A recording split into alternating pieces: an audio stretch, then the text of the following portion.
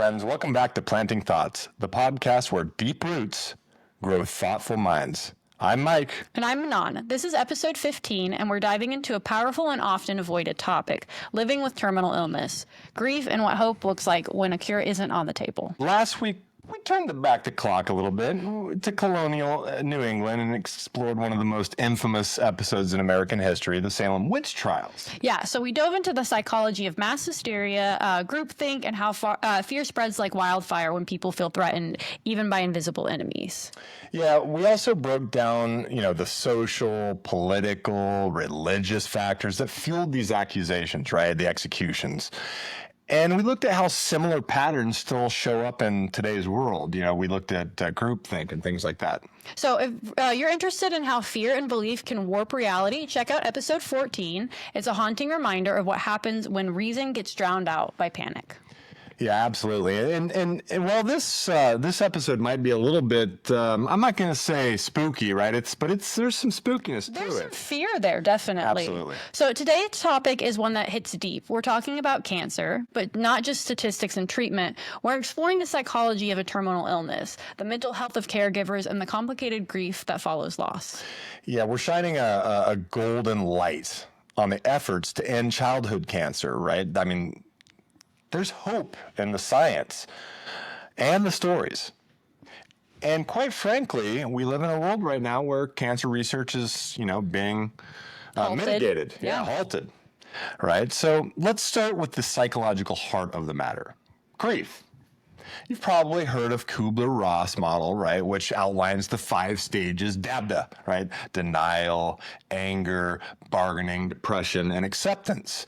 It was originally developed in the context of people facing terminal illness, right? I didn't realize that. Yeah. But it's actually been widely applied to really anyone experiencing significant loss. And this could include things like pets, but also just people living with the diagnosis. And here's the truth. It's not that simple. The model can be a helpful framework, but grief is rarely a straight line. People bounce between those stages, revisit them, or skip some entirely. So let's unpack what these stages can look like in real life. Denial isn't always, I don't believe this is happening. It can be much more subtle, right? Like a man whose wife has been diagnosed with terminal cancer, but he keeps making vacation plans for the next year. Or a woman who refuses, to read her own scan results because it feels really overwhelming. And then there's anger, which doesn't always come out as yelling or rage. Right. Sometimes it's directed at the doctors, loved ones, or even the person who's sick. A teenage daughter might resent her dad for giving up on treatment, right. Or someone might lash out at a friend for not understanding what they're going through. And then there's bargaining. And bargaining is one of these, it's where the if-onlys come in. If only we'd caught it sooner. If I pray harder, maybe this will go away. It's often tied to guilt, to a desperate search for control in a situation where, quite frankly, you don't have any. And then we have depression. That's not just sadness. It's the emotional weight of reality setting in. For someone with a terminal diagnosis, this might look like withdrawing from social connections or losing interest in formerly meaningful activities. For caregivers, it might feel like a constant state of exhaustion and hopelessness. And finally, acceptance. This isn't feeling okay with what's happened.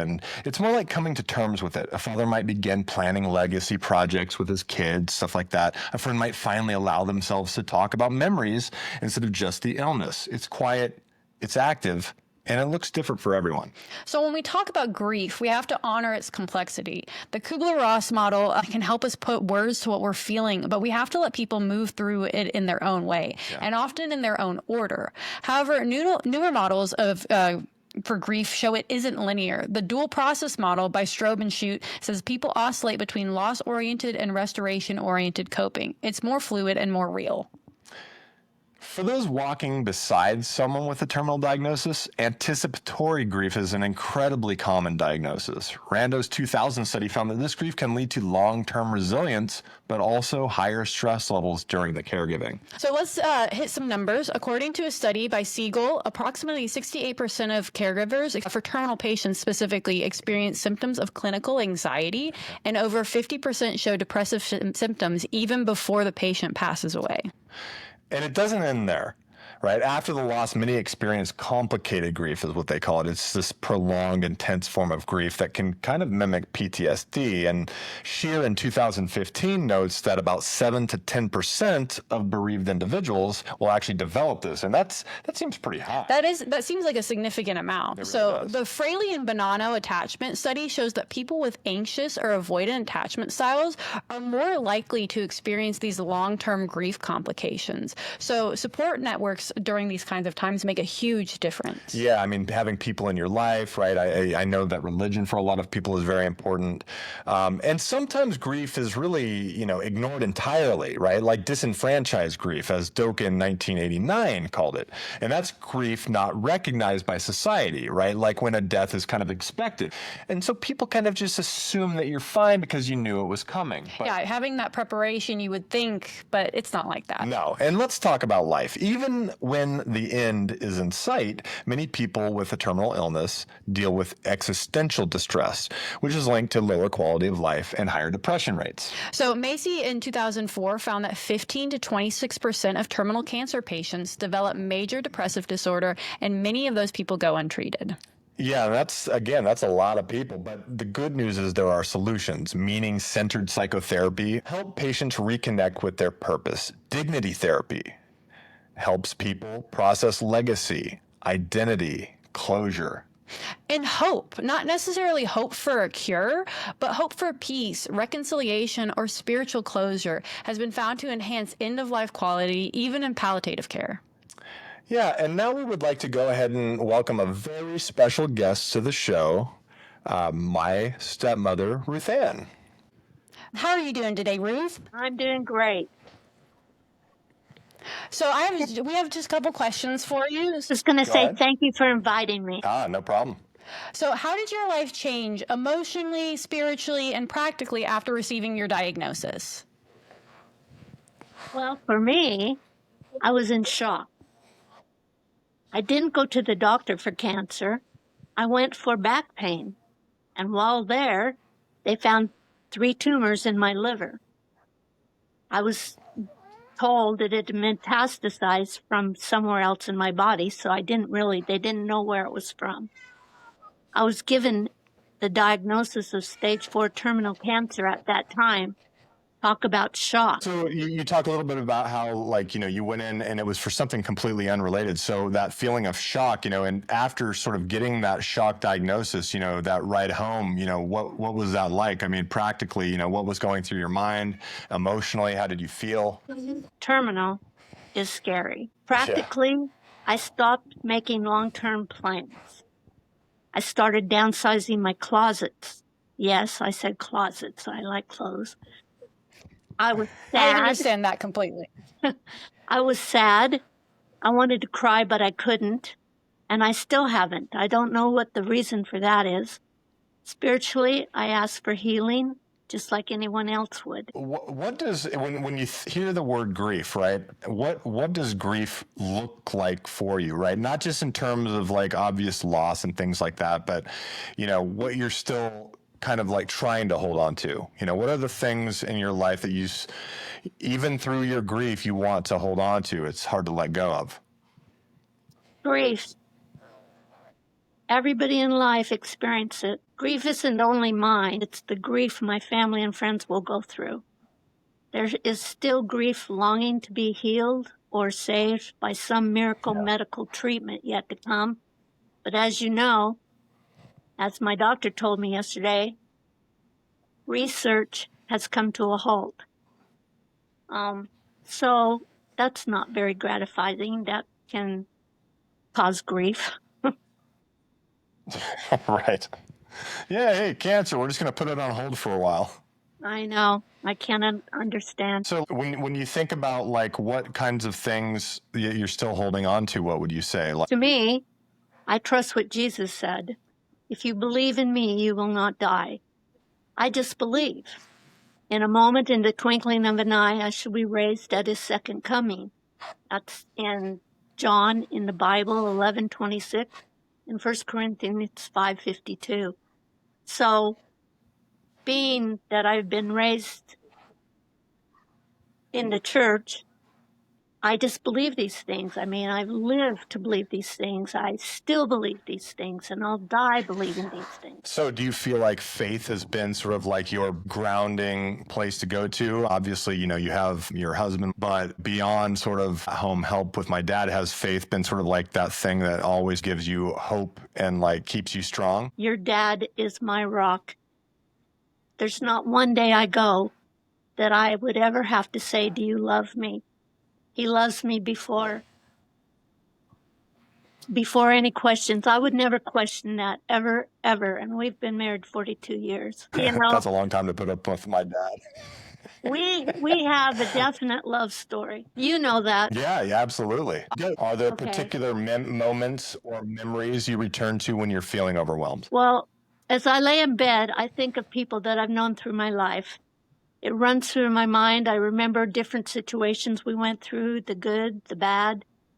And it's a good thing for me when I'm overwhelmed at night, thinking of the good times with my children and with, of course, Mike, my rock, and people that keep in contact with me, trying to give me strength and encouragement, inspiration every day. And I heard that you've gone out and you've done a little bit more with your stamps and stuff too. So like, you know, is that something that sort of is still you're able to go out and do that hobby?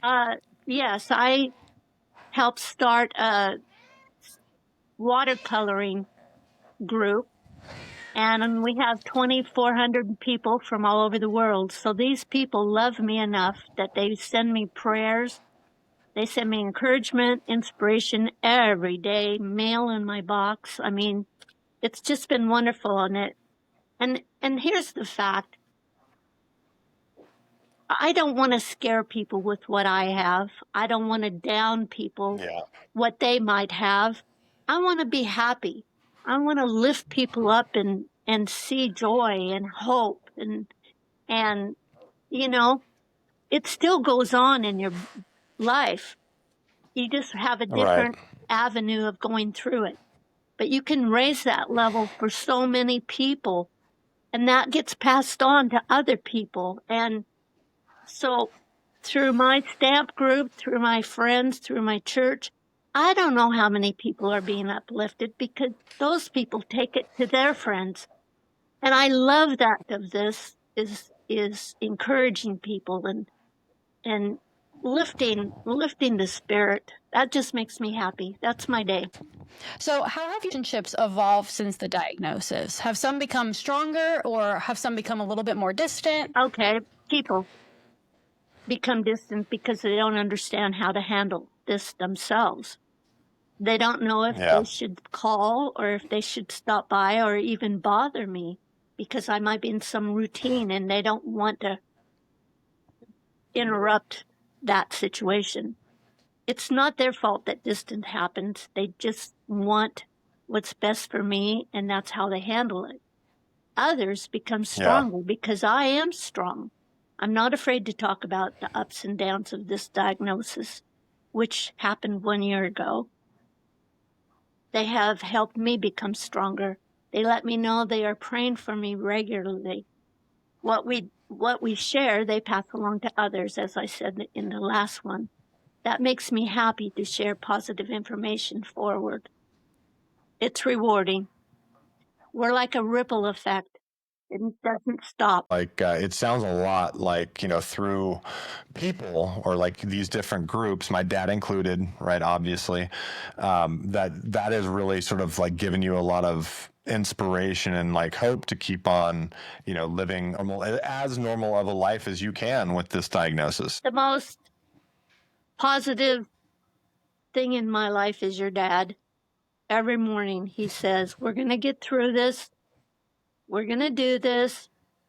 And there's nothing he doesn't do to help me. And he sings to me. I mean, it's giddy almost because it's like when we first got together, I just love him so much. And he loves me. I love it. You know that, Mikey. It's just a love story.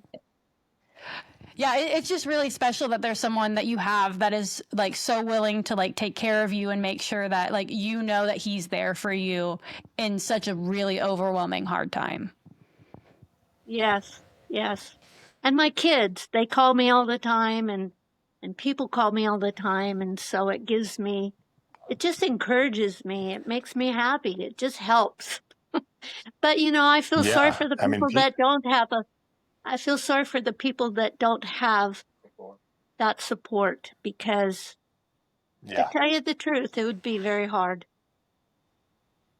Oh, yeah. I can't even imagine what it would be like, let alone doing it by yourself. That would be ridiculously hard. But so, what do you fear most, if you fear anything, and what do you no longer fear at all? Well, I fear for my family and friends leaving them. And what I don't fear is the judgment because I know I'm saved. And that's so rewarding. Awesome. So, if you could tell the world one truth about living with this diagnosis, what would it be? So, what would be the one thing that you would want everyone to know about living with cancer? Well, here I go with religion again. I could not do this without God. And I don't see how anyone could. I just can't comprehend. This isn't the end because in all my choices, I choose Jesus who died to save me. And that's my comfort. Your dad believes that. My kids believe that. And they support it. And Is it because of the comfort of knowing that there's something else out there, God, that will be, that it's just a transition from one place that you love to another place that you yes, love? Is that kind of the feeling? if you believe in the Bible, you see all the promises God gives us, but he promises heaven. And when you read about heaven, it's like, how could you want to miss it? I mean, let's be honest. Heaven sounds pretty wonderful. Oh, I can't believe it. Swimming with sharks and It talks about the table that you'll be eating at, and it's miles long, I assume. But when you look at the end, it's like you're right there at the end. It doesn't matter. You can see forever. I mean, anything you could dream. We taught our kids anything you could dream for, it'll be there in heaven. It'll be, if it's good, it's going to be there. Even your pets. I believe that too. well, I don't want Rue up there, but I'll take Hero. I don't have a reference for that, but I just believe that. True. All right. You got anything else? I don't think so. Thank you so much for coming on and talking to us today. Thank you, Manon. It was nice meeting you. And It's so nice to finally meet you. I'm so happy for your podcast. I love listening to it, and I love Mikey and you together. Great team. Thank you. Thank you. I literally, Ruth Anne, you are one of the reasons that I keep this like it inspires me to keep it going. Thank you, Mikey. Love Like you. every time that I hear that you've listened to it and that you liked it and put a comment or something, it just makes me so happy. Oh, it makes me happy that you have started this new experience, and you're so happy doing it. Your dad and I could you just you're happy with your partner. It's going great. Thank you. Love you. Bye-bye. Thank you. Bye-bye. Manon, when we talk about terminal illness, the word cancer almost automatically comes to mind, and for good reason. The American Cancer Society estimates that in 2024 alone, there will be about 2 million new cancer cases in the U.S. and over 600,000 deaths. That's more than the population of Baltimore, gone in an instant. And Baltimore is not a small city. No, it's not. So within those numbers, there are some grim realities like lung cancer, which will claim about 125,000 lives this year. But today I want to focus in on one cancer that often flies under the radar, even though it's the most lethal cancer for people under 40. Wow. Brain cancer. Right, specifically glioblastoma, the most aggressive form of brain cancer. Only about 14,000 people in the U.S. will be diagnosed with it this year, but the survival rate I mean, that's the gut punch. The 5-year survival rate for this is under 7%. I mean, that's shocking. Devastating. And it's not just about the numbers. Brain cancer, especially glioblastoma, has been devastating with these dual impacts. The tumor is literally inside the organ that controls your personality, your memories, your speech, and your ability to think clearly. The illness can change who you are before it takes your life. Yeah, I mean, some people think the brain is who you are, right? Symptoms can start small, maybe some headaches or minor memory lapses, things like that. As the tumor grows, though, it can affect motor skills, speech, even emotional regulation. And for caregivers, it's like losing the person twice. I mean, once the disease is neurological changes, and then again to death. And here's something we don't talk about enough. Brain cancer is the leading cause of cancer-related death in children. Right. For many pediatric patients, the tumor type is different. The prognosis is often just as heartbreaking. Yeah, and it's important to remember that not all brain tumors are equally aggressive, right? There are lower grade astrocytomas, right? Grades 1 and 2 can sometimes be treated successfully, especially if surgery removes most of the tumor. Pilocytic astrocytomas in children, for example, have more than 90% 5-year survival rate. So there is some good news. But for the higher grades, anaplastic astrocytomas or glioblastomas, there's no cure right now. So standard treatment is going to be surgery, radiation, and chemotherapy. And even then, recurrence is almost inevitable. Yeah, well, research is making some strides, as we know, right? Especially in immunotherapies and targeted genetic treatments, things like that. Brain cancer's complexity makes it one of the longest and toughest battles in oncology. I mean, they've been working on this for decades. And the statistics tell us the scope of the problem, but the personal stories, the families, the caregivers, the people navigating those neurological changes, those remind us why this fight is more about just those numbers.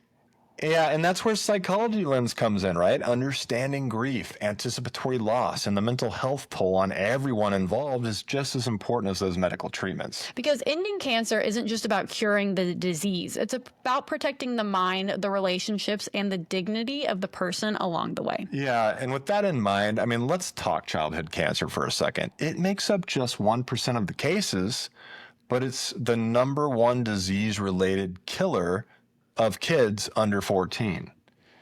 As if you needed another reason that funding for cancer treatment research is necessary. Very, very important.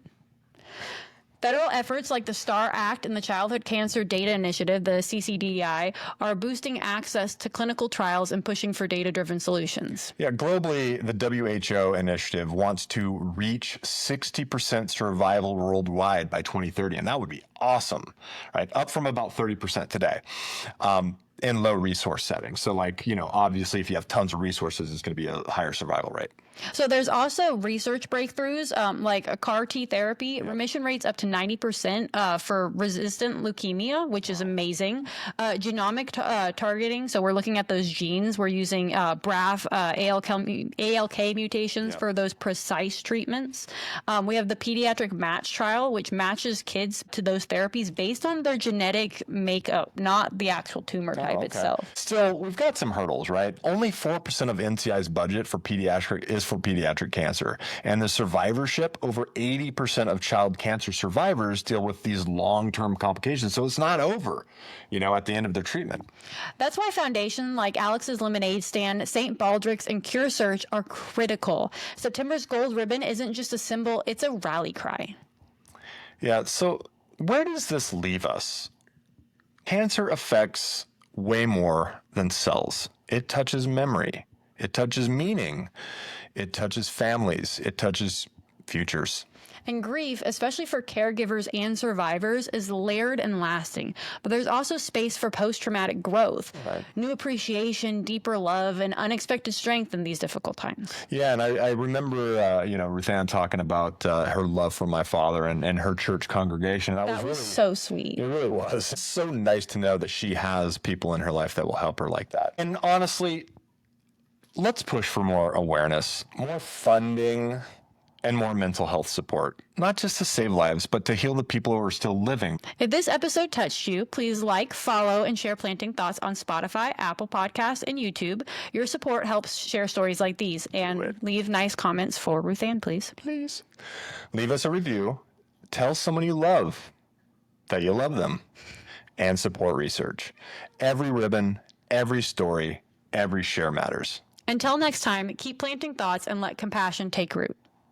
Bye. Bye.